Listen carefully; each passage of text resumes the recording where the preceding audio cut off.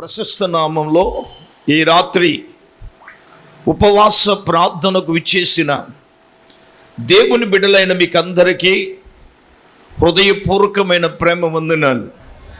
అందరికీ వందనాలు. అలాగే విశ్వాసవాక్కు అనే ఆధ్యాత్మిక కార్యక్రమాన్ని వీక్షించుచున్న దేవుని బిడ్డలైన మీకందరికీ కూడా నా హృదయపూర్వకమైన ప్రేమ వందనాలు. ఎలా ఉన్నారు? బాగున్నారా? తప్పక మీరు బాగుండాలి అని మానక మా ప్రార్థనలో మిమ్మల్ని జ్ఞాపకం చేసుకుంటూ ఉన్నాం. దేవుడు మీ వ్యక్తిగత జీవితాలలో ఏదైనా దేవుడు ఒక అద్భుతాన్ని చేయాలని మానక మా ప్రార్థనలో మిమ్మల్ని జ్ఞాపకం చేసుకుంటున్నామనే విషయాన్ని నేను మీకు జ్ఞాపకం చేస్తూ ఉన్నాను.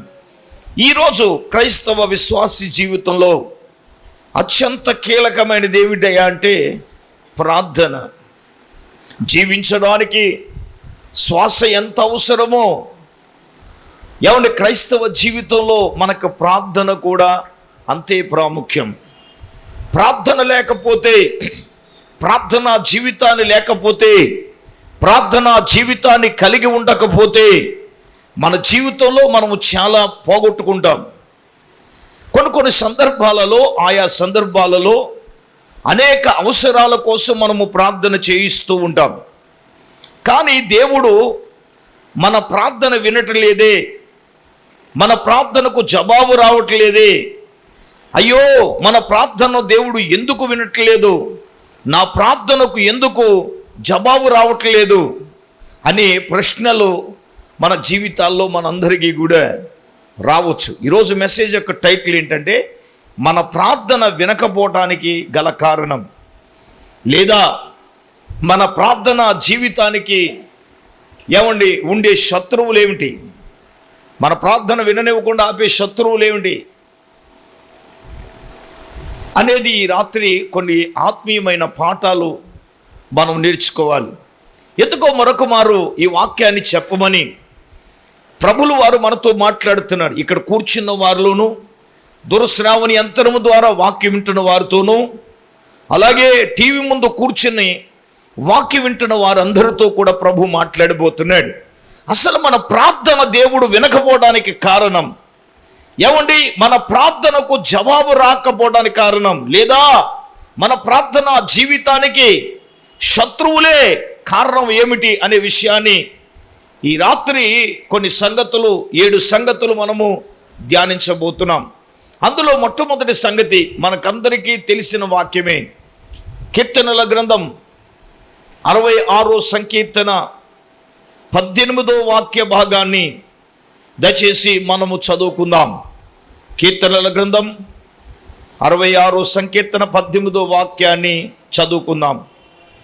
చదవండి. చూడండి, నా హృదయములో నేను పాపము లక్ష్యము చేసిన ఎడల, చూడండి ప్రభుల వారు నా మనవి వినకపోవును అంటున్నాడు. గమనించండి, మన హృదయాలలో పాపాన్ని లక్ష్యము గనక చేస్తే, సూటిగా ఒక మాట చెప్తాను, నీ హృదయములో గనక పాపం ఉంటే నా ప్రభు అంటాడు, నీ ప్రార్థన నేను ఆలకించను, వినను అని ప్రభువు చెప్తాడు. చూడండి, ఇశ్రాయేలీల జనాంగమును గురించి మనం చూసినప్పుడు చిన్న ప్రవక్తలలో ఒక ప్రవక్త ఒక మాట అంటాడు. మీకా గ్రంథం దయచేసి 3వ అధ్యాయం దయచేసి 4వ వాక్యాన్ని మనం చదువుకుందాం. 3వ అధ్యాయం దయచేసి 4వ వచనం. వారు దుర్మార్గతను అనుసరించి నడుచుకొనుచున్నారు గనుక వారు యెహోవాకు మొర్రపెట్టినను ఆయన వారి మనవి అంగీకరింపక ఆ కాలమందు వారికి కనబడకుండా ఆ తన్నును ఏం చేశాడు? మరుగు చేసుకున్నాడు. వినాలే ఇశ్రాయేలీల ప్రజలు, దైవ జనాంగమా, అలనాడు చిన్న ప్రవక్త అయినటువంటి ఏమండి మీకా ద్వారా దేవుడు మాట్లాడుతూ ఉన్నాడు. ఇదిగో వారు తమ దుర్మార్గములను అనుసరించి నడుచుకొనుచున్నారు గనక దేవుడు వారి మనవిని, వారి మనను ఏం చేయలేదండి? ఆలకించలేదు, వినలేదు. నిజమే, దేవుడు చెప్పాడండి, ఇశ్రాయేలీయులు యెహోషువ నాయకత్వంలో ఎవరిని బయలుదేరారు. మోషే తర్వాత ఎవరండి? యెహోషువాయే కదా. యెరికోలో ప్రవేశించగానే యెహోషువ అన్నాడు, శాపగ్రస్తమైన దేనిని మీరు ఇందులోది ముట్టడానికి వీల్లేదు, తీసుకోవడానికి వీల్లేదని దేవుడు చెప్పాడు. ఒకవేళ ఎవడైనా తీసుకుంటాడో, ఎవడైతే ముట్టుకుంటాడో వానిని బట్టి ఇశ్రాయేలీలందరికీ ఏమొస్తుందని చెప్పాడు? శ్రమలు వస్తాయని దేవుడు చెప్పాడుగా. చెప్పండి, చెప్పాడా లేదా? చెప్పాడు. అయినా ఆ శాపగ్రస్తమైన దానిని ముట్టకూడదని దేవుడు చెప్పినా, ఏమండి ఆ శాపగ్రస్తమైన దాన్ని ఒరే బాబు మీరు ఎవరు తాకకూడదని దేవుడు చెప్పిన ఒక వ్యక్తి ఎవరండి? ఆకాను అనే వ్యక్తి ఆ శాపగ్రస్తమైన దానిలో ఒక బంగారపు కమ్మెని తీసుకుని వచ్చి దాచుకున్నాడు. ఇంతకీ తేలిన ఫలితార్థం ఏమిటంటే, వాడు ఆ పని చేశాడు తెలియకుండా. కానీ ఇశ్రాయేలీలు అపజయం పాలవుతున్నారు. యుద్ధములో అప్పటి వరకు వారికి ఏమి లేదండి, ఓటమి లేదు. ఆ సమయంలో యెహోషువ వారు ప్రార్థన చేశారు, ఇశ్రాయేలీలు ప్రార్థన చేశారు. చూడండి, వారు పాపము చేసినప్పుడు వారి ప్రార్థన ప్రభువు వినలేదు. యెహోషువ గ్రంథము 7వ అధ్యాయం 4 నుంచి 9 వచనాలు గమనిస్తే, అవునండి వారు పాపము చేశారు కాబట్టి దేవుడు వారి ప్రార్థన వినలేదు కదా. అందుకే యెషయా గ్రంథం 49వ అధ్యాయంలో మొదటి 2 వచనాల్లో ఏమంటున్నాడు అండి? ఏమంటున్నాడు చూడండి. యెషయా గ్రంథం 59వ అధ్యాయం మొదటి 2 వచనాలు కనుక చూస్తే, రక్షింపనేరకున్నట్లు యెహోవా హస్తము కురచకేరలేదు, విననేరకున్నట్లు మీ దోషములు మీకును మీ దేవునికి అడ్డముగా వచ్చెను. చూడండి, మీ పాపములు ఆయన ముఖమును మీకు మరుగుపరచును గనుక ఆయన ఆలకింపకున్నాడు. అమ్మ వినాలి, మన పాపమే మన దేవునికి మనకు ఎలాగుంది చెప్పాలి, అడ్డుగోడగా ఉందిగా. నా దేవుడు నా ప్రార్థన వినట్లేదు అనే దానికంటే, నా మొరను దేవుడు ఆలకించట్లేదు, నా ప్రార్థన నా దేవుడు వింటలేదు, ఎందుకో జవాబు రావట్లేదు అనే దానికంటే, ఈ రాత్రి దేవుడు నీతో నాతో మనందరితో కూడా మాట్లాడుతూ ఉండగా అసలు మన ప్రార్థన దేవుడు వినకపోవడానికి హృదయంలో ఒకవేళ పాపము లక్ష్యం చేశావేమో. అదేవిధంగా దేవుడు దావీదుతో మాట్లాడతాడు, ఇదిగో నువ్వు చేసిన పాపానికి ప్రతిగా ఉన్న బిడ్డను నేనేం చేస్తాను, చంపేస్తాను అని అంటే, దావీదు గారు ఏం చేశారమ్మా? 7 దినాలు ఉపవాసం ఉండి ఏం చేశాడు చెప్పండి? ప్రార్థన చేశాడా లేదా? ప్రార్థన చేశాడు. నేను అడుగుతున్నాను, 7 రోజులు ఉపవాసం ఉండి ఏమీ తినకుండా చాలా కఠినంగా మరి ఉపవాసం చేస్తే దేవుడు దావీదు ప్రార్థన వినలేదు. ఏమయ్యాడంటే, తీరా ఆ బిడ్డ ఏమయ్యాడండి? చనిపోయాడు. ఇప్పుడు చెప్పండి, 7 దినాల ఉపవాసం ఉన్న ప్రార్థన, దావీదు చేసిన ప్రార్థన ఎందుకు దేవుడు వినలేదు అంటే, అతని హృదయములో ఏం లక్ష్యం చేశాడు? పాపము లక్ష్యం చేశాడు. పాపం లక్ష్యం అందుకే యెషయా గ్రంథం 1వ అధ్యాయం 15వ వాక్యంలో కూడా ఏమన్నారండి? 15వ వాక్యం, ఇదిగో మీరు మీ చేతులు చాచినప్పుడు మిమ్మల్ని చూడక నా కన్నులో కప్పుకొందును, మీరు బహుగా ప్రార్థన చేసినా నేను వినను అన్నారు ఆయన. మీ చేతులు ఎలాగున్నాయి? రక్తముతో నిండి ఉన్నాయి, మిమ్మల్ని కడుగుకొనండి, శుద్ధి చేసుకొనండి అన్నారు. దైవ జనాంగ, మా దేవుని బిడ్డలారా, పరిశుద్ధాత్మ దేవుడే నిశ్చయముగా తన వాక్యమును బట్టి నీతో నాతో మనందరితో కూడా మాట్లాడే విషయం ఏమిటంటే, ఇదిగో మీరు ప్రార్థన చేయడానికి చేతులు చాపుతున్నారు, మీ ప్రార్థన నేను వినను. ఎందుకో తెలుసా? ఇదిగో మీ చేతులు చాచినప్పుడు అందులో ఏం కనబడుతుంది? రక్తము కనబడుతుంది. అందుకే నా ముఖాన్ని నేను నా కన్నులు కప్పుకుంటున్నాను. మీరు బహుగా ప్రార్థన చేసినా నేను వినను. ఇప్పుడు దావీదు ప్రార్థన చేసినా దేవుడు వినకపోవడానికి గల కారణం ఏంటంటే, రీజన్ అదే. దావీదు ప్రార్థనే కాదు, నీ ప్రార్థన, నా ప్రార్థన, మన ప్రార్థన దేవుడు వినకపోవడానికి గల కారణము అదే కదా. ఒకవేళ నీ హృదయాంతరంగంలో పాపము చేస్తున్నావేమో, ఆలోచనల ద్వారా పాపము చేస్తున్నావేమో, క్రియల ద్వారా పాపం చేస్తున్నావేమో, తలంపుల ద్వారా నువ్వు పాపం చేస్తున్నావేమో, ఉద్దేశాల ద్వారా పాపం చేస్తున్నావేమో, నా దేవుడు నా ప్రభు అంటున్నాడు, నీవు నీ హృదయములో పాపము లక్ష్యము చేస్తే నీ ప్రార్థన నేను వినను అంటున్నాడు దేవుడు. దావీదు ప్రార్థన వినలేదు. ఇందాక మనం చూసినప్పుడు విలాప వాక్యంలో ఇశ్రాయేలు ప్రజలు తమ దుర్మార్గమును అనుసరించి నడిచినప్పుడు దేవుడు వారి ప్రార్థన వినలేదుగా. మరి నీ ప్రార్థన, నా ప్రార్థన, మన ప్రార్థన ఒకవేళ దేవుడు వినకపోవడానికి రీజన్, కారణం అదేనేమో. నువ్వు చిన్న పాపమే కదా నువ్వు అనుకుంటున్నావు. పాపము చిన్నదైనా పెద్దదైనా పాపము పాపమే. నువ్వు దేవుని దగ్గర అది క్లియర్ చేసుకోకపోతే, దేవుని దగ్గర నీ పాపాన్ని ఒప్పుకోకపోతే, నా ప్రభువు చెప్తున్నాడు నీ ప్రార్థన నేను వినను అని దేవుడు చెప్తున్నాడు. ఒకవేళ దేవుని మీద అపవాదిగా మనం మోపేదానికంటే, నా దేవుడు నా ప్రార్థన వింటలేదనే దానికంటే, అసలు దేవుడు ప్రార్థన వినకపోవడానికి రీజన్ ఏంటో ఈ రాత్రి నీతో మాట్లాడుతుండగా నీ ఆత్మీయ జీవితాన్ని సరి చేసుకోవాలని ప్రభు పేరట మీ అందరికీ నా చేతులు జోడించి నేను మనవి చేస్తా ఉన్నాను. ఒకవేళ నీ హృదయంలో ఏ పాపం ఉందో దేవుడు ఈ రాత్రి దేవుని దగ్గర ఒప్పుకుంటే, నా దేవుడు నీ పాపములను క్షమించి నీ ప్రార్థన దేవుడు వింటాడు. రెండో రీజన్ మనం చూసినప్పుడు, మన ప్రార్థన వినకపోవడానికి గల కారణం, దేవుడు మన ప్రార్థనకు జవాబునివ్వకపోవడానికి గల కారణం చూడండి. యాకోబు రాసిన పత్రిక 1వ అధ్యాయం దయచేసి 6వ వాక్యాన్ని మనం చదువుదాం. అయితే అతడు ఏమాత్రమును సందేహింపక విశ్వాసముతో అడగవలెను. సందేహించువాడు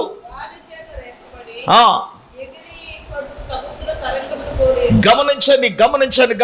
రెండవది, అవిశ్వాసము వలన దేవుడు మన ప్రార్థన వినడు. అతడు ఏమాత్రమును సందేహింపగా విశ్వాసముతో అడగాలి.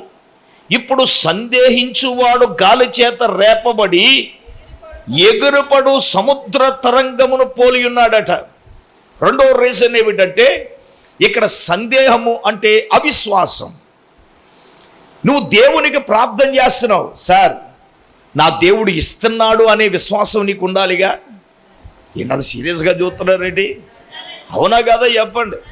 నీకు సందేహం ఏమిటంటే అవిశ్వాసం ఉంటే దేవుడు నీ ప్రార్థన వింటాడా? అందుకే ఆయన ఏమన్నాడు, యేసు ప్రభువు వారు ఏమన్నాడు, నువ్వు ప్రార్థన చేయనప్పుడు వేటినైతే అడుగుతున్నావో వాటినన్నిటినీ పొంది ఉన్నామని నమ్మండి అని అన్నాడు కదా. ఒకసారి చూద్దాం. మార్కు సువార్త 11వ అధ్యాయం దయచేసి 22 నుంచి 24 వచ్చిన వరకున్న వాక్య భాగాన్ని మనం చదువుకుందాం. మార్కు సువార్త 11వ అధ్యాయం చదువుదాం. 22 వచనం నుంచి 24 వచ్చిన వరకున్న భాగాన్ని చదువుదాం. చూడండి. అందుకు యేసు, మీరు దేవుని యందు విశ్వాసం ఉంచండి. ఎవడైనను ఈ కొండను చూచి నువ్వు ఎత్తబడి చెప్పి తన మనసులో సందేహింపక తాను చెప్పినది జరుగునని నమ్మిన ఎడల, చూడండి, వారు చెప్పినది జరుగునని మీతో నిశ్చయముగా చెప్పుచున్నాను. అందుచేత ప్రార్థన చేయనప్పుడు మీరు అడుగుచున్న వాటినెల్లను పొంది ఉన్నామని నమ్మండి, అప్పుడు అవి మీకు కలుగునని మీతో చెప్పుచున్నాను. గట్టిగా దేవుని స్తోత్రం చెప్పండి. హల్లెలూయా. ఇప్పుడు యేసు ప్రభుల వారు ఒక మాట చెప్తున్నారు. మీరు దేవుని యందు ఏముంచమంటున్నారు? ఒరే బాబు, దేవుని యందు విశ్వాసం ఉంచండి. ఎవడైనను ఈ కొండను ఎత్తి ఇదిగో సముద్రంలో పడమని చెప్పిన తర్వాత మనసులోనికి ఏం రాకూడదు? సందేహం రాకూడదు. అయ్య బాబోయ్, ఇంత కొండ వెళ్ళిపోద్దా, ఈ నప్పులా తీరిపోతాయా? కఠినాత్ముడు మారిపోతాడా? ఇవన్నీ ఏంటది? సందేహం అనే అవిశ్వాసం. నాలాంటి ఒక పాస్టర్ గారు అన్నాడట, ఏమని, నువ్వు విశ్వాసంతో ఈ కొండను ఇక్కడి నుంచి కదిలి ఏళ్ళు సముద్రంలో పడు అంటే, ఒక ముసలం ఇంటి ఎదురుకుండా కొండ ఉందట. నేను చాలా సందర్భాల్లో చెప్పాను. వెళ్ళిపోయిందట ఇంటికి, తలుపులు చేసేసిందంట అండి. మార్తమ్మ గారు కళ్ళు మూసేసిందంట. ఏయ్ కొండ, యేసు నామములో ఇక్కడి నుంచి నువ్వు కదులు అన్నదట. కదులు అన్న తర్వాత వెళ్తుందో లేదో కళ్ళు తెరిచి చూస్తుందంట. వెళ్ళలేదంట. మళ్ళీ అందంట, ఏయ్ కొండ, యేసు నామములోని చెప్తున్నాను, మా పాస్టర్ గారు చెప్పారు ఎల్లో అని వెళ్తుందో లేదో అని చూసిందంట. అలాగే 7 సార్లు చేసిందంట సార్. ఇంక 8వ ఆమె నన్ను అన్నదా, ఆ పాస్టర్ గారు చెప్పినప్పుడు అనుకున్నాను వెళ్ళదాన్ని. మరి అనుకున్నప్పుడు అప్పుడు అనుకున్నాను ఏంటి అబ్బాయి వెళ్ళదు అని. అదేమిటండి? సందేహం కదా. ఇప్పుడు యేసు ప్రభు చెప్పింది అదే, రే నువ్వు ఎత్తబడి వెళ్ళా సముద్రంలో చెప్పమన్నప్పుడు ఇంక నీ మనసులోనికి ఏమి రాకూడదు?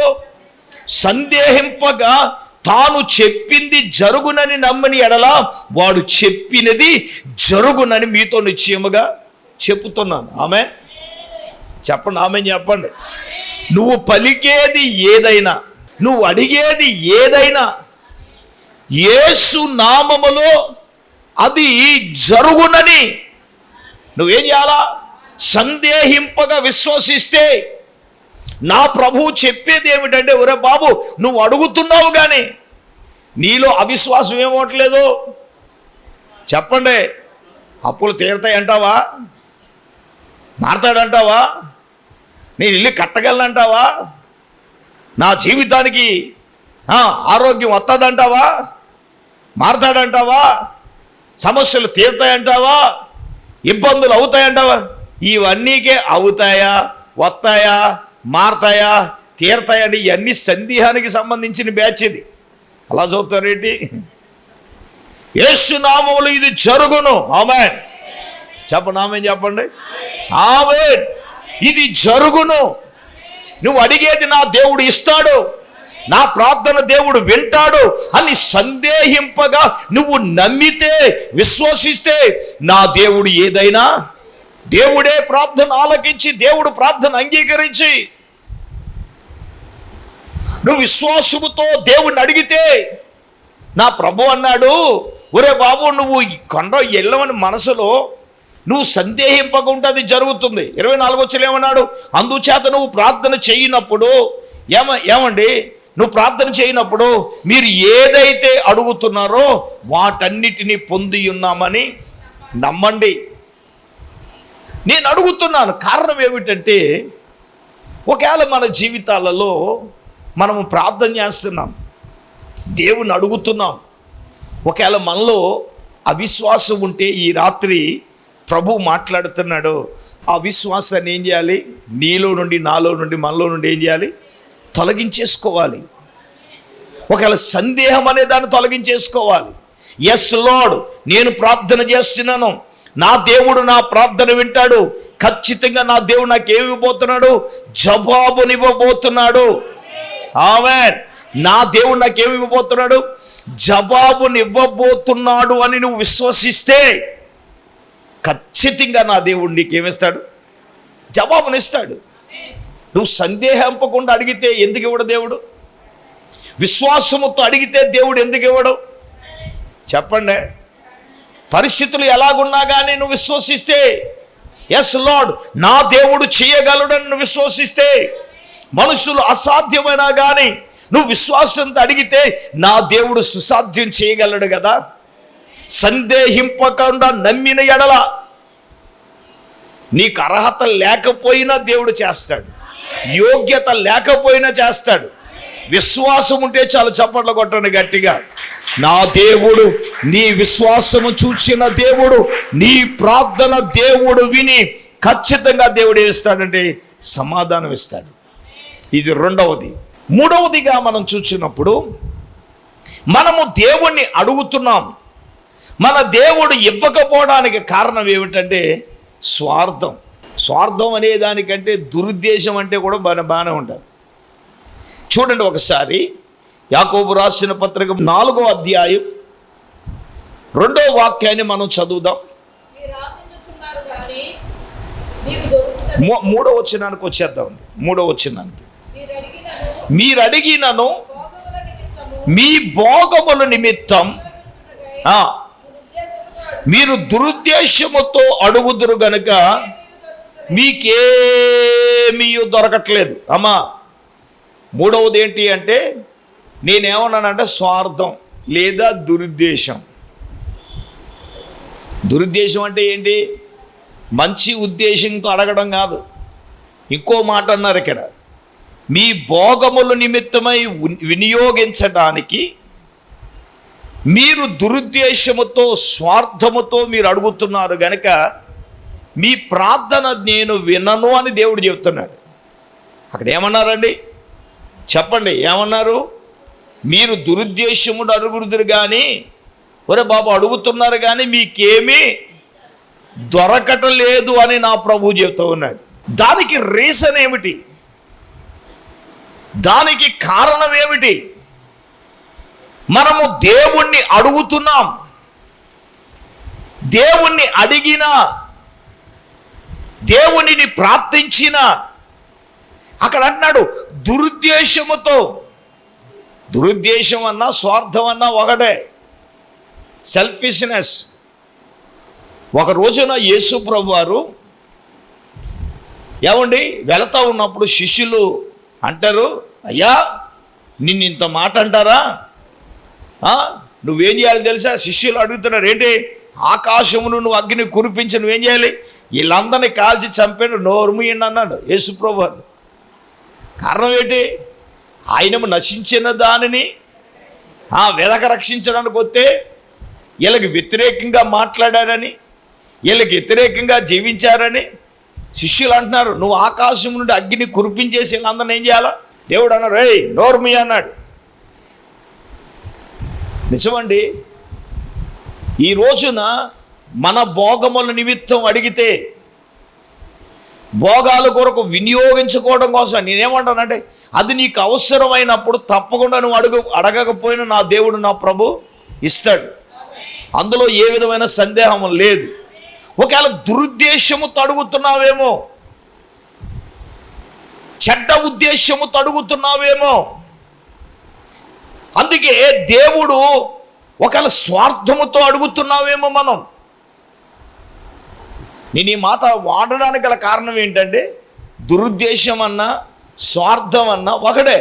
ఇంకెంచేపు నేనే బాగుండాలి, నా పిల్లలే బాగుండాలి, నా కుటుంబమే బాగుండాలంట. పైకేంటి? అందరూ బాగుండాలి, అందరూ బాగుండాలి. అది ఇన్నర్ ఫీలింగ్ కాదు. ఏమండే ఇన్నర్ ఫీలింగ్ ఏంటి? ఇన్నర్ ఫీలింగ్ వేరేగా ఉంటుంది. పైకి మాత్రం ఏంటి? చారను అందరూ బాగుండాలి. మరి ఇన్నర్ ఫీలింగ్ ఏంటి? చెప్పడం మాట్లాడతలేదేంటి? నవ్వుతున్నారంటే దాని అర్థం అదే, నేనే బాగుండాలి, ఇంకెవరు ఏం మాట్లాడతలేదేంటి? నేనే బాగుండాలి, ఇంకెవరు బాగుండకూడదు. నేనే తినాలి, ఇంకెవరు తినకూడదు. నేనే కట్టుకోవాలి, ఇంకెవరు కట్టుకోకూడదు. నేనే కొనుక్కోవాలి, ఇంకెవరు కొనుక్కోకూడదు. నేనే అందంగా ఉండాలి, ఇంకెవరు అందంగా. అది స్వార్థం కాకపోతే ఏంటి? మళ్ళీ పైకేంటి? అందరూ బాగుండాలి. కొటేషన్ మాత్రం బాగానే ఉంటుంది. హృదయాంతరంగంలో ఇన్నర్ ఫీలింగ్ వేరుగా, ఇన్నర్ ప్రార్థన కూడా అంతరంగ ప్రార్థన కూడా వేరుగా ఉంటుంది. మరి ఇటువంటి ప్రార్థనలు దేవుడు ఎలా వింటాడు సార్? ఇటువంటి ప్రార్థనలకు దేవుడు ఎలాగ జవాబిస్తాడు సార్? ఇటువంటి ప్రార్థనలు దేవుడు ఎలాగుంటాడు సార్? ఇప్పుడు యేసు ప్రభువే శిష్యులకు గద్దించాడు, రే నశించిన దానిని వెతికి రక్షించడానికి నేనొస్తే ఇలా నువ్వు నాశనం చేయమంటావా? హలో, ఒకవేళ మనం స్వార్థముతో ఏదైనా అడుగుతున్నావేమో, నీ భోగముల నిమిత్తము ఏదైనా అడుగుతున్నావేమో, అక్కడ యాకోబు అంటాడు, మీరు దురుద్దేశముతో అడుగుతున్నారు కాబట్టి మీరు అడిగినను అది దేవుని వలన మీకు ఏం చేయట్లేదు, దొరకట్లా. ఇప్పుడు మా గురించి మేము ఏది అడగం. మేము అడిగేది ఏదైనా ఉంటే పరిచర్య గురించి, సంఘము గురించి, దాని గురించే మేము అడుగుతాం. దాని గురించే మేము దేవుని దగ్గర విజ్ఞాపన చేస్తాం, దేవుని దగ్గర మొరపెడతాం. ఇంకా అంతకన్నా ఏమీ లేదుగా. ఇందులో స్వార్థం ఏముంది? మీరు నమ్మండి, మా గురించి మేము ఎప్పుడు, మా అవసరాల గురించి ఎప్పుడు దేవుణ్ణి అడగల, ఎప్పుడు అడగం కూడా.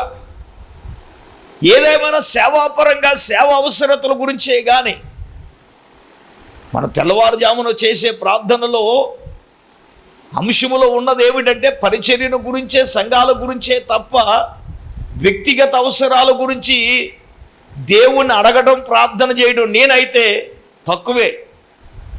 ఎక్కువ పరిచర్య గురించి, సేవ గురించే ఆలోచిస్తాము తప్ప వ్యక్తిగత సమస్యలు, వ్యక్తిగత అవసరాలు ఎన్నున్నా దేవుని దగ్గర అడిగే విషయముకు వచ్చేటప్పటికి సమాజము, సంఘము, పరిచర్య, దేవుడిచ్చిన దర్శనం, దాని కొరకే ప్రభు దగ్గర అడుగుతాము తప్ప. ఒక మాట చెప్పాలి, మా గురించి ఎప్పుడు వ్యక్తిగతంగా బలంగా ఎప్పుడు ప్రభు దగ్గర అడిగిందే లేదు. కారణం ఏంటంటే దేవుడు మనకి ఏది అవసరమో మనకు తెలుసు. మనం అడగక ముందే మన అక్కర్లు అడిగిన దేవుడు. ఆమెన్ చెప్పండి, ఆమెన్. మనం అడగక ముందే మన అక్కర్లు అడిగిన దేవుడు మనకు అక్కరగా ఏమున్నాయో ఆయనకు తెలుసు. కాబట్టి ఇప్పుడు వరకు అడగకపోయినా మా అక్కరలను దేవుడు తీర్చాడు. ఆమెన్. ఎప్పుడు దేవుడు అవమానాలు పాలవలే. నిజమండి. వాస్తవంగా ఎప్పుడు దేవుడు నా ప్రభు ఎప్పుడు కూడా అలాగా చేయలేదు, చెయ్యడు, ఇక ముందు కూడా ఎవడు చెయ్యడు అనేది నా నమ్మకం, నా విశ్వాసం. Amen, amen. నా దేవుడు ఏదైనా చేయగలడు. హల్లెలూయా. ఇప్పుడు 10 అయింది కదా. ఏదైనా చేయగలవు, కథ మొత్తం మార్చగలవు, నీ నామముకే మహిమంతా తెచ్చుకొందువు. యేసయ్యా యేసయ్యా నీకే సాధ్యము. అవునండి, మనం విశ్వసించినప్పుడు మన దేవుడు ఏదైనా చేయగలడు. దురుద్దేశముతో మనం అడిగితే నా దేవుడు అంటాడు, నీ ప్రార్థన నేను వినను, నీ ప్రార్థన నేను ఆలకించను అంటాడు. అందుకే యేసుప్రభు ఏమన్నాడు? ఒరే బాబు, నీ శత్రువులు నిన్ను హింసిస్తే నీ వారి కొరకు ప్రార్థన చేయ అంటాడు. కానీ మనం ఏం చేద్దాం? అన్ని కలలో కూడా రానేమో. అది మనం అందుకే అన్నాడు నువ్వు ప్రార్థన. ఇందాక చదివాం కదా, ఒకసారి చూడండి. మార్కు సువార్త 11వ అధ్యాయంలో 25-26 వచనంలో చూడండి. మీకు ఒకరి మీద విరోధం ఏమైనను కలిగి ఉన్న ఎడల మీరు నిలబడి ప్రార్థన చేయనప్పుడల్లా వారిని క్షమించండి. అప్పుడు పరలోకముందున్న మీ తండ్రియు మీ పాపములను క్షమించను. దేవునికి స్తోత్రం చెప్పండి. ఎవడైనా విరోధమైన ఏమైనా ఉంటే, ఎవడైనా శత్రువుగా ఉంటే, ఒరే బాబు నువ్వు ప్రార్థన చేసినప్పుడు వాడు కాలు ఇరిగిపోను, వాడు నాశనం అయిపోను, ఇంకా ఆడ కనపడకూడదు. ఒరే బాబు, ఇటువంటి శాపనార్థాల ప్రార్థన కాదురా. నువ్వు ఆ వ్యక్తిని ఏం చేయాలా? క్షమించాలి. అంతేగాని అత్తగారు నేను తిట్టిందని దాని కాలు అడిగిపోతే ఎవరో దానికి శాఖరి నువ్వే చేయాలి. దేవునికి స్తోత్రం. కూతురైతే డబ్బులు ఎత్తుకెళ్తుంది కానీ శాఖరి ఎక్కడ చేస్తుంది? చేయదుగా. అందుచేత అత్తగారు బాగుందంటే నువ్వు బాగుంటావు. దేవునికి స్తోత్రం చెప్పండి గట్టిగా. హల్లెలూయా. గట్టిగా చేతులెత్తి స్తోత్రం చెప్పండి. ఇప్పుడు ఎవరికంటే ఎవరు ముందు వెళ్ళిపోతాము ఏమీ తెలీదు. ఏదో పైకి పటారం కానీ లోన్లు అటారమే, అంతేగా. ఒకవేళ నువ్వు ప్రార్థన చేసిన అటువంటి ప్రార్థన ఎన్నంటున్నాడు దేవుడు. ప్రార్థన చేయకు. దేవా నీ చిత్తం ఏదో జరిగించానని ప్రార్థన చేయి. స్వార్థముతో నువ్వు అడిగితే నా ప్రభు అంటాడు నీ ప్రార్థన వినను అంటాడు. ఇది ఎన్నోది? 3వది. 4వదిగా మనం చూస్తే దేవుడు మన ప్రార్థన వినకపోవడానికి గల కారణం ఏమిటంటే సోమరితనం. సోమరితనం అంటే అర్థం ఏమిటి? నిద్ర. ఇప్పుడు యోనా గారు, యోనా గ్రంథానికి రండి. యోనా గ్రంథం 1వ అధ్యాయం 6వ వాక్యాన్ని ఒకసారి మనం చూద్దాం. అప్పుడు ఓడ నాయకుడు ఓయే నిద్రపోతా, నీకేమొచ్చింది?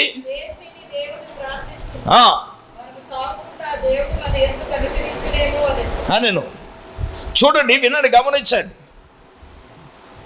యోనా గారిని దేవుడు ఒక ప్రాంతానికి వెళ్ళమన్నాడు. ఏ ప్రాంతం అది? నినివే ప్రాంతం. ఇప్పుడు ఈయన ఎక్కడికి వెళ్తున్నాడు? తర్షీషుకు పారిపోతున్నాడు. దేవుడు ఒక ప్రాంతానికి వెళ్ళమంటే ఈయన ఇంకో ప్రాంతానికి వెళ్ళాడు. వాడు ఎక్కాడు, అంతా బాగుంది. కానీ ఈ లోపల జరిగింది ఏంటంటే, సంగమా దేవుని బిడ్డలారా, మనం గమనించవలసిన విషయం ఏమిటంటే, వాడ ఎక్కారు, మధ్యలో ఏమొచ్చింది? తుఫాన్ వచ్చింది. విచిత్రం ఏమిటంటే, వాడలున్న వారందరూ వాళ్ళ దేవునికి ఏం చేస్తున్నారంట? ప్రార్థన చేస్తున్నారంట. కానీ ఈయన ఏం చేస్తున్నాడండి? ఈయన నిద్రపోతున్నాడు. అందుకే వాడు ఒళ్ళు మండిపోయి ఈడు అసలు పేరునే మార్చేసాడు. ఏమంటాం? ఓయి చెప్పండి గట్టిగా, ఏమంటాం? ఇది ఎలా చూస్తారండి? తిండి ఎక్కువ తినేవాడిని ఏమంటాం? కైవ గట్టిగా మాట్లాడండి. ఏమంటాం? కంచాలు లాగేసాడని కానీ ఏమంటాం మనం? ఏమండి? తాగేవాడిని ఏమంటాం? తిట్టేవాడిని ఏమంటాం? ఎంత బ్రహ్మాండంగా చెప్తున్నారండి. హల్లెలూయా. మరి నిద్రపోయేవాడిని ఏమంటాం? చెప్పండి. మరి నిద్రపోతు కాక ఏమంటాం? మరి ఆడు కూడా ఒళ్ళు మండిపోయి. అందుకే యేసు ప్రభు వారు ఏమన్నారు? ఒరే బాబు, శోధనలో ప్రవేశించుకున్నట్లు నాన్న నువ్వు మెలుగు కలిగి ఏం చేయమన్నాడు శిష్యులకి? ఆయనేమో ప్రార్థన చెయ్యండి అంటే వీళ్ళేంటి? నిద్రపోయారుగా. మామూలు నిద్ర కాదు అని ఏం చేస్తున్నారు? ఒకసారి ట్రైన్లో ప్రయాణం చేస్తుంటే ఒకడు రైలు కూతలు కట్టాడు గురక. ఇంక తెల్లవాళ్ళు నిద్రపోతే మీ మీద వేసి రక్తం వేచి నేను వెళ్ళి ఆడు ముక్కులు మూసేద్దాం అనుకున్నాను. మామూలు గురక కాదండి, ఒకళ్ళు విచిత్రంగా పెడతారండి గురక. ఇప్పుడు యేసు ప్రభు ప్రార్థన చేయండి అంటే శిష్యులు వీళ్ళు నిద్రపోయారుగా. ఒరే, శోధనలో ప్రవేశించుకున్నట్లు మెలకువ కలిగి ప్రార్థన చేయండి అంటే వీళ్ళు ఏంటండి? వీళ్ళు లేజినెస్, నిద్రపోవటం, సోమరితనం. నేనంటాను, నా దేవుడు, నా ప్రభువు మీ ప్రార్థన వినకపోవడానికి గల కారణం ఒకవేళ నీలో సోమరితనం ఉందేమో, ఇంకొక కొంచెం నిద్ర, ఇంకా కొంచెము కునుగుపాటు, కొంచెంగా నిద్రపోతాం. ఒకవేళ మన హృదయాలలో ఈ సుఖాన్ని, ఈ సౌఖ్యాన్ని ఇంకా మన జీవితాల్లో మనం కోరుకుంటున్నామేమో. నిజంగా నేను అంటాను, చూడండి, సామెతల గ్రంథంలో కూడా ఒక మాట ఉంటుంది. సామెతల గ్రంథం 6వ అధ్యాయంలో 6వ వాక్యంలో జ్ఞానైన సొలొమోను ఒక చక్కని మాట అంటాడు. 6వ అధ్యాయం 6వ వచనం, సోమరి నీవు చీవుల యొద్దకు వెళ్ళుము, వాటి నడత నువ్వేం చేయాలి? అది. ఇంకా చూడండి, నీ 4వ వచనంలో అయితే నీ కన్నులకు నిద్ర అయినను, నీ కనురెప్పలకు కునుకుపాటు అయినను రానియదు. ఏంటి? ఇంకా పై రెప్ప వచ్చి కింద రెప్ప వరకు గుడికి వచ్చేది 2 గంటల ప్రార్థన. అప్పుడంటే 1 గంట ముందు వచ్చినా కొంతమందికి ఎలాగుంటుంది? ఏంటది? పై రెప్ప వచ్చి, చెప్పండి, పై రెప్ప వచ్చి కింద రెప్పని ఏం చేస్తుంది? మనం అంతే కదా, ప్రార్థన చేస్తాం అనుకుంటే ఇచ్చే కదా. ప్రార్థన అంటే బలంగా ఉంటుంది. ముసుకేసేసి కృపావరం ఆడవాళ్ళకి ఇచ్చారుగా, ఇలా దించుతారు, ఇచ్చే రక్తం వేచే ఇలాగా. ఇదేం ప్రార్థన? అది వాక్యం విన్నా అదే పని. ఇది మీరు చేసేది ఎలాగ ఉంటుంది? ఒక ఆవిడ బిక్కోల ప్రాంతం వెళ్తే ఆవిడేంటో తెలుసా? కళ్ళు తెరిచి ఇలాగా, ఇంకా అల్లేలి అంటే ఉలుకు లేదు, పలుకు లేదు. ఇలా తేడా చూస్తుంది అనుకున్నాను. కొంచెం వాళ్ళకి కాసేపు వాక్యం చెప్పి ఇలా చూశాను, మళ్ళీ ఇలా చూస్తుంది. ఇంకా 3వసారి ఇంకా తట్టుకోలేక చేతులు ఎత్తి హల్లెలూయా అంటే అందరూ హల్లెలూయా అన్నారు. ఈవిడ హల్లెలూయా లేదు, స్తోత్రం లేదు, ఇంకా గాత్రం లేదు, ఇలాగే చూస్తుంది. ఆ పక్కనే కూర్చున్న కుర్రోడికి ఇంకా అర్థమైపోయింది, అయ్యగారు ఎలా తెకమకలు పడుతున్నారండి అన్నాడు. ఏమండే పాటర్ గారు, మా అమ్మకి సూత్తాన్ని ఎదురవటం అలవాటు అన్నాడు. అబ్బో ఈ మీరు కూడా మాట్లాడకపోతే నేను అదే అనుకుంటాను. అడిగిన దానికి సమాధానం చెప్పకపోయినా, చేతులు ఎత్తకపోయినా అటువంటి కృపావరం మీకు కూడా ఉందేమో అనుకుంటున్నాను. మనే కన్నులకు కునుకుపాటు రానివ్వకు, లేజిన సోమరితనం. అందుకే యేసు ప్రభువు వారు మార్కు సువార్త 1:35లో పెందల కన్నే లేచి, చదవండి ఒకసారి. ఇంకా చాలా చీకటి ఉండగానే ఆయన పెందల కన్నే లేచి, చదవండి 1:35, ఆయన పెందల కన్నే లేచి ఇంకా చాలా చీకటి ఉండగానే బయలుదేరి చూడండి అరణ్య ప్రదేశమునకు వెళ్ళి అక్కడ ఆయన ప్రార్థన చేయుచున్నాడు. హల్లెలూయా చెప్పండి గట్టిగా. తెల్లవారుజామున లేచి ప్రార్థించే అనుభవం, దేవుని దగ్గర మొర్రపెట్టే అనుభవం నీలో నాలో. మన యేసుప్రభువు వారి శిష్యులకు అదే చెప్పారు, ఒరే నిద్రపోకుండా శోధనలో ప్రవేశించుకున్నట్లు మెలకువ కలిగి ఏం చేయమన్నాడు, ప్రార్థన చేయను అన్నాడు. మన దైనందిన జీవితంలో, మన ఆత్మీయమైన పోరాటంలో దేవుడు నీ ప్రార్థన వినకపోవడం, ఒకవేళ పెందలకాయని లేవలేకపోతున్నావేమో, దేవుడు మాట్లాడుతున్నాడు, ఇదిగో నువ్వు పెందలకాయని లే, నిద్ర బద్ధకం వదులు, దేవునికి ప్రార్థించవలసిన సమయంలో నువ్వు దేవునికి ఏం చేయాలి, ప్రార్థన చేయాలి, దేవునికి మొర్రపెట్టాలి. నువ్వేం చేయాలి, దేవుని ఏం చేయాలి, అడగాలి. అడిగితేనే దేవుడు నీ ప్రార్థన వింటాడు. నీ ప్రార్థనకు దేవుడు ఏమిస్తాడు, జవాబునిస్తాడు. ఆమేన్. అందుచేత దైవ జనాంగమా, దేవుని బిడ్డలారా, నీతోను నాతోను మనతో ఒకవేళ ఈ సోమర్తనం వల్లేనేమో, ఈ నిద్ర బద్ధకం వల్లేనేమో దేవుడు మన ప్రార్థన వింటలేదు. అసలు మన శోధన రావడానికల కారణం అదే కదా. శిష్యులకు అదే చెప్పాడు కదా, ఒరే బాబు మీరు శోధనలో ప్రవేశించుకున్నట్లు మెలకువ కలిగి ఆయన ప్రార్థన చేయమంటే మీరు ఏం చేస్తున్నారు ఒకసారి ఆలోచించమని నా 2 చేతులు జోడించి దైవజనుడిగా మిమ్మల్ని నేను బ్రతిమలాడుతున్నాను. పెందలకానే లేవన్నా, ఒక 5 to 6, 20 మనకి ప్రతి తెల్లవారుజామున ప్రేయర్ పెట్టుకున్నాం. చాలామంది లేవట్లా. నేను అంటాను ఏకీవించండి నాన్న, మనం దేవుణ్ణి అడుగుదాం. దేవుడు చెప్పాడు కాబట్టే పెట్టాం. మరి ఉన్నా లేకపోయినా చేసిన వాళ్ళు చేసి ఏదో నడిచిపోతూ ఉంది. మరి అంతకి ఏమవుతున్నారంటే దిగజారిపోతున్నారు.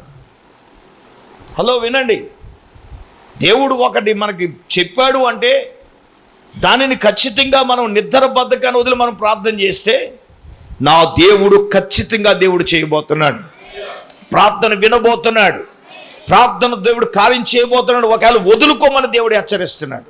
ఇప్పటికి ఎన్నైనాయి? 1 పాపం, 2వది అవిశ్వాసం, 3వది స్వార్థము, 4వది సోమర్థం, 5వదిగా గర్వం. నీలో నాలో మనలో గర్వం ఉంటే, వాక్యం చదువుదాం.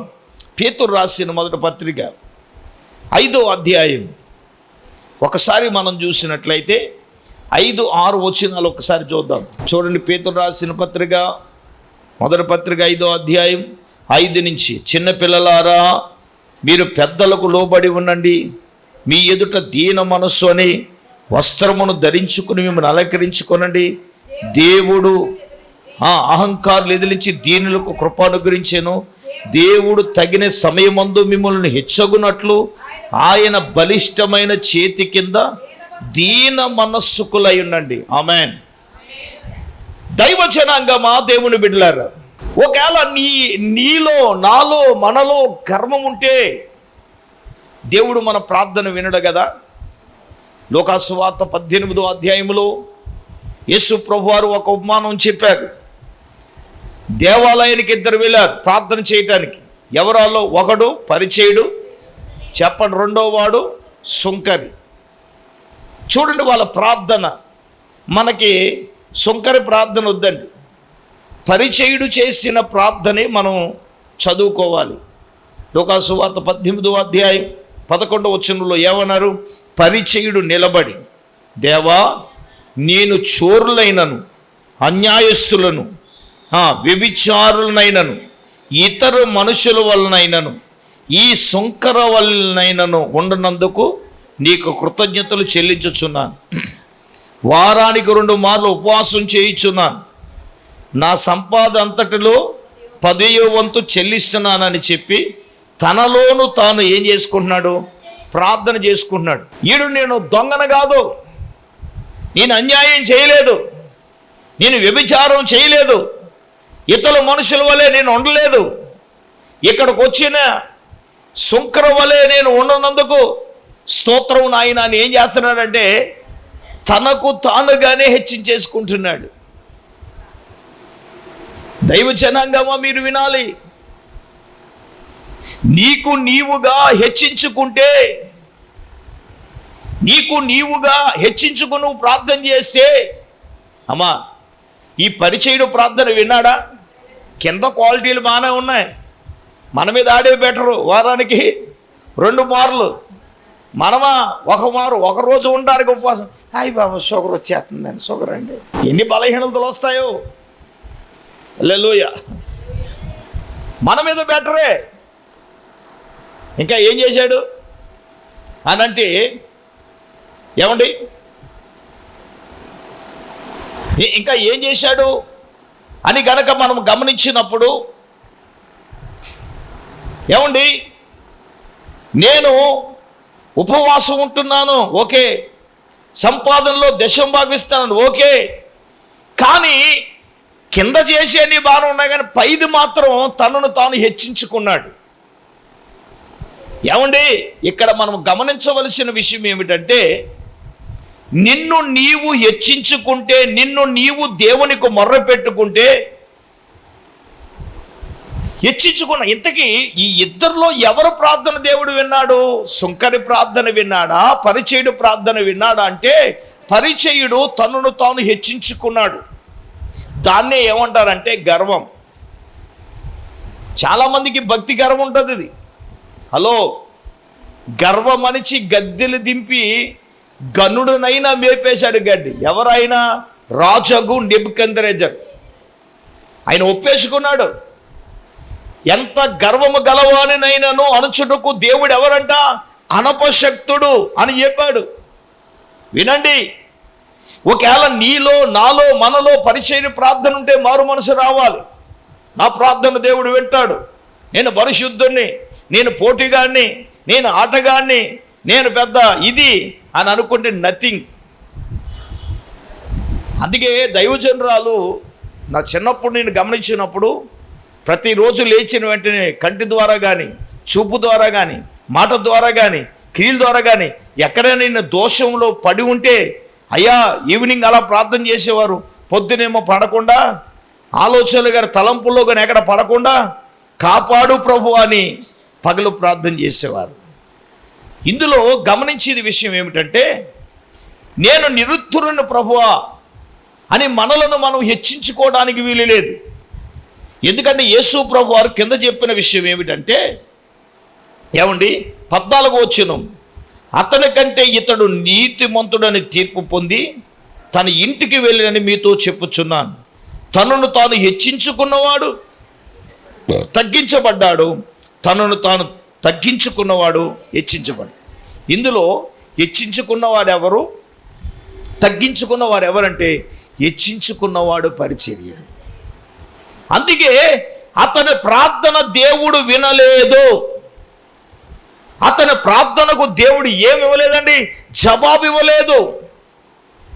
ఒకవేళ నీలో, నాలో, మనలో ఆ గర్వం, ఆ హెచ్చింపు మనసు ఉంటే దేవుడు నీ ప్రార్థన వినడు సుమా. దేవుడు నీ ప్రార్థనకు జవాబుడివ్వడు సుమా. ఒకవేళ దేవుడు తన వాక్యమును బట్టి నీతో, నాతో, మనతో దేవుడు మాట్లాడుతూ ఉన్నాడుగా. ఒకసారి గమనించాలని ప్రభు పేరిట దైవజనుడుగా నేను మిమ్మల్ని కోరుతూ ఉన్నాను. ఈరోజు ఆత్మీయ జీవితంలో నీవు, నేను, మనం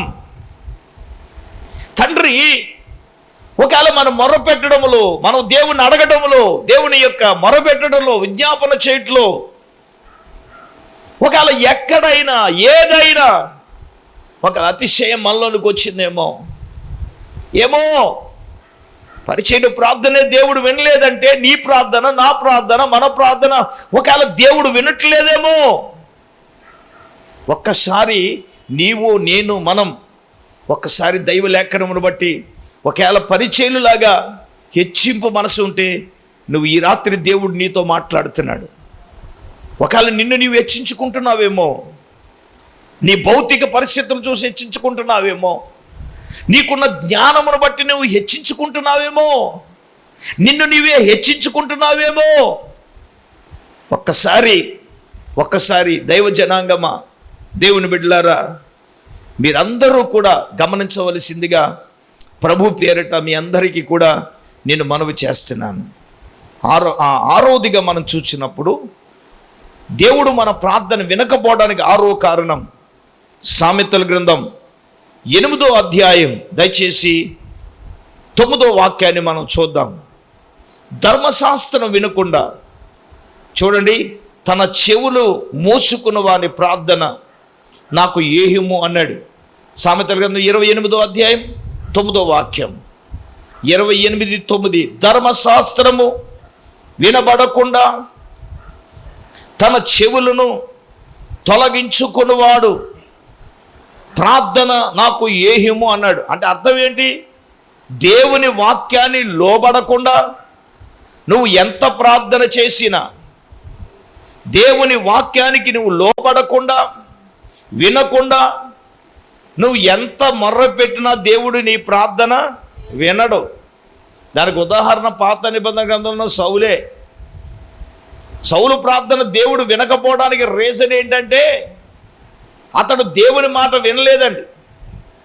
ఇప్పుడు దేవుడు ఏమన్నాడు? ఒరే బాబు, నువ్వు వెళ్ళి అమాలేకులందరిని నువ్వు నాశనం చేయని దేవుడు చెప్పాడు. ఎవరితోటి? సౌలుతోటి. ఇప్పుడు వీడేం చేశాడండి? బలిసిన వాటినన్నింటి ఉంచేసి బక్క చిక్కిన వాటిని ఏం చేశాడు? చంపేశాడుగా. ఇప్పుడు దేవుడు చెప్పింది ఒకటి, వీడు చేసింది ఒకటి. వీడు దేవుని మాట విన్నాడా?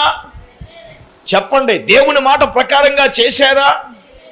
మనలో చాలామంది దేవుని మాట విన్నట్టు ఉంటారు కానీ వినరు, లోబడినట్టు ఉంటారు కానీ లోబడరు, చేస్తున్నట్టు కనపడతారు కానీ చేయరు. ఇది ఎవరికి కనపడుతుంది అంటే దేవుడికి కనపడుతుంది. అందుకే ధర్మశాస్త్రం అంటే దేవుని వాక్యం వినకుండా నువ్వు ఎంత ప్రార్థన చేసినా, ఎంత నువ్వు దేవుని అడిగినా అది నీకు ప్రయోజనము లేదు అని నా ప్రభు సూటిగా తేటగా తన వాక్యాన్ని బట్టి నీతో, నాతో, మనందరితో కూడా మాట్లాడుతున్నాడు. నువ్వు వాక్యానికి లోబడి దేవుణ్ణి అడిగితే, వాక్య ప్రకారంగా నువ్వు చేసి దేవుణ్ణి అడిగితే దేవుడు ఖచ్చితంగా ఏం చేస్తాడు? నీ ప్రార్థన వింటాడు. కారణం ఏంటంటే నా బిడ్డ నా మాట విని నా మాట చొప్పున చేస్తుంది కాబట్టి తను ఏది అడిగినా, చెప్పండి, ఇప్పుడు మన పిల్లలు మన మాటిని మనం చెప్పింది చేస్తే ఏం చేద్దాం? అది ఏది అడిగినా ఏం చేద్దాం? అయ్యో చెప్పండి అమ్మా. దేవుడు కూడా అంతే. ఏమండే, నా మాట విని నా మాట ప్రకారం నా బిడ్డ నడుచుకుంటుంది. నా బిడ్డ అడిగింది ఏదైనా నేను ఇవ్వాలి. నా దేవుడు, నా ప్రభువు ఏదైనా ఇస్తాడు, అందులో ఏ విధమైన సందేహం లేదు.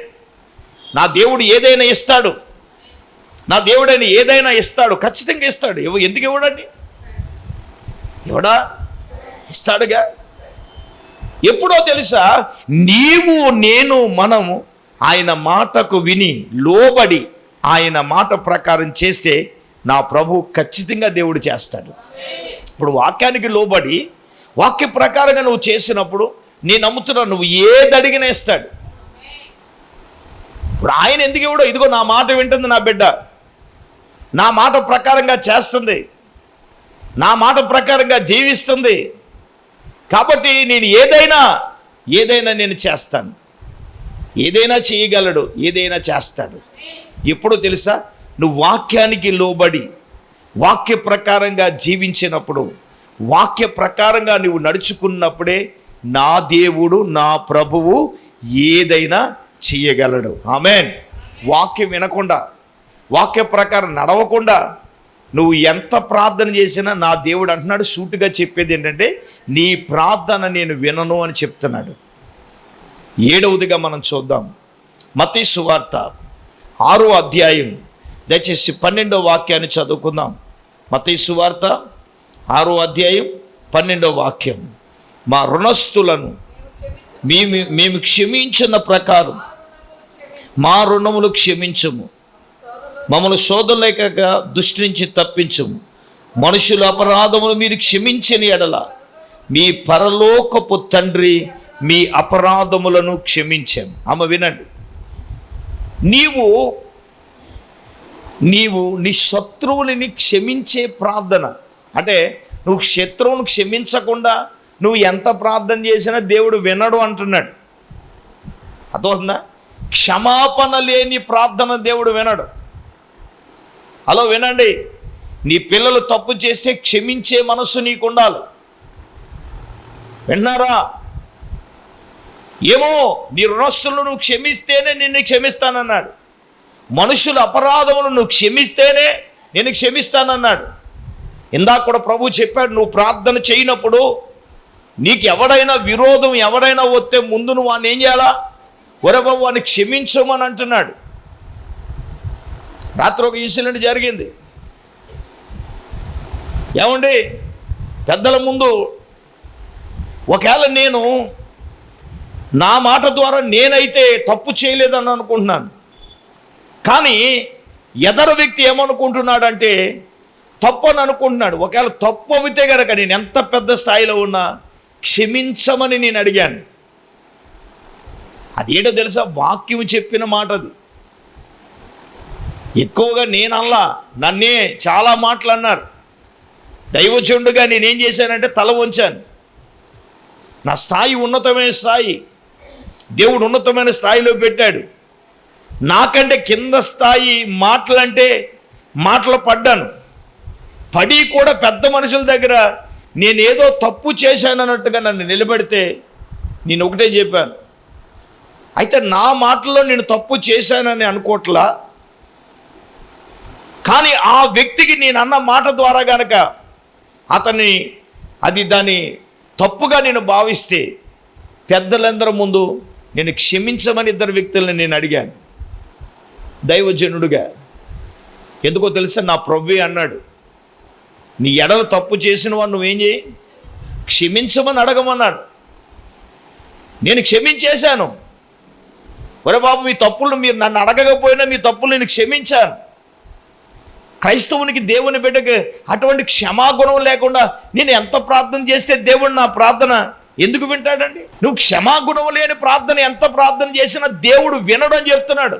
నీ భర్త తప్పు చేస్తే నువ్వు క్షమించు, నీ భార్య తప్పు చేస్తే క్షమించు, నీ పిల్లలు తప్పు చేస్తే నువ్వు క్షమించాలి. అటువంటి క్షమాపణ లేని ప్రార్థన నువ్వు ఎంత అంగలార్చినా, ఎంత నువ్వు దేవుణ్ణి అడిగిన చివరిది ఏడుదేంటి తెలుసా? క్షమాపణ లేని ప్రార్థన దేవుడు వినడు.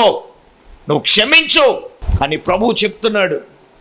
దైవ జనాంగమా, దేవుని బిడ్డలారా, పరిశుద్ధాత్మ దేవుడు ఈ రాత్రి నీతో నాతో మనందరితో కూడా ప్రభు మాట్లాడుతున్నాడు. అందరూ మోకరించండి, కళ్ళు మూసుకొనండి. ఏమండి, మనలో ప్రార్థనలో దైవజనురాలు నడిపిస్తుంది. అందరూ కూడా కళ్ళు మూసుకుని ప్రార్థన చేద్దాం. పరిశుద్ధుడు అయిన తండ్రి, మహోన్నతుడా, నీకు వందనాలు, స్తోత్రాలు ప్రభా. ఇంతవరకు నాయనా నీ దాసుని సేవకుని అభిషేకించు ప్రభా. అయ్యా, నీ వాక్యము ద్వారా మీరు మాతో మాట్లాడినందుకు వందనాలు నాయనా. అయ్యా నా ప్రభా, నీకు స్తోత్రాలు తండ్రి. ప్రార్థనలు ప్రభా నీ సన్నిధికి అయ్యా చేరకుండగా ఆటంకపరిచే శత్రువుల గురించి ప్రభా 7 విషయాలు మీరు మాతో మాట్లాడారు తండ్రి. అయ్యా, మా హృదయంలో పాపము లక్ష్మ చేస్తే నాయన మా ప్రార్థనలు మీరు వినరని అయ్యా మీరు మాట్లాడారు తండ్రి. నీకు వందనాలు ప్రభా, నీకు స్తోత్రాలు నాయనా. మాలో ఉన్న లోపాలు ఎత్తు చూపెడుతూ ప్రభా ఈ రాత్రి నీ వాక్యము ద్వారా మీరు మాతో మాట్లాడారు నాయనా. మాలో గర్వం ఉంటే ప్రభా నీకు స్తోత్రాలు అయ్యా. మా ప్రార్థన మీరు వినరని నైనా నీకు స్తోత్రాలు ప్రభా. అయ్యా నాయనా నా తండ్రి, సోమరితనం ఉండకూడదని ప్రభా నీకు స్తోత్రాలు. అటువంటి నైనా తండ్రి క్షమించే హృదయాన్ని మీరు మాకు దయచేసి నైనా క్షమాపణతో మేము ప్రార్థించు భద్రపరచడానికి సహాయం దయచేయండి. యేసయ్యా నాయన ఈ రాత్రి వెతుబెల్లి మాటలు మా నా హృదయాలను వినుచున్న బిడ్డలందరి హృదయాలను భద్రపరిచి అయ్యా నాయన నా తండ్రి నీకు స్తోత్రాలు. ఏ లోపాలు ఉన్నాయో ప్రభువా ఈ వాక్యాన్ని బట్టి మమ్మల్ని మేము సరి చేసుకుని అయినా వాక్యానికి ఉపదేశానికి అప్పగించుకుని అయ్యా నీ కృపలో ముందుకు సాగటానికి సహాయం దయచేయండి. ఈ సేవకుని కూడా బలపరచండి. నీ పరిచర్యలో బలముగా వాడుకుని సమస్త ఘనత మహిమ ప్రభావాలు మీరే పొందమని యేసయ్య పరిశుద్ధ నామములో ప్రార్థన చేసి అడిగి వేడుకుంటున్నాము పరమ తండ్రి, ఆమేన్.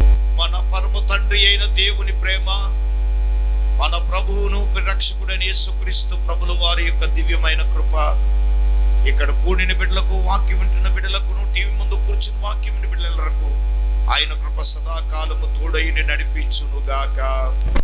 ఆమేన్, ఆమేన్.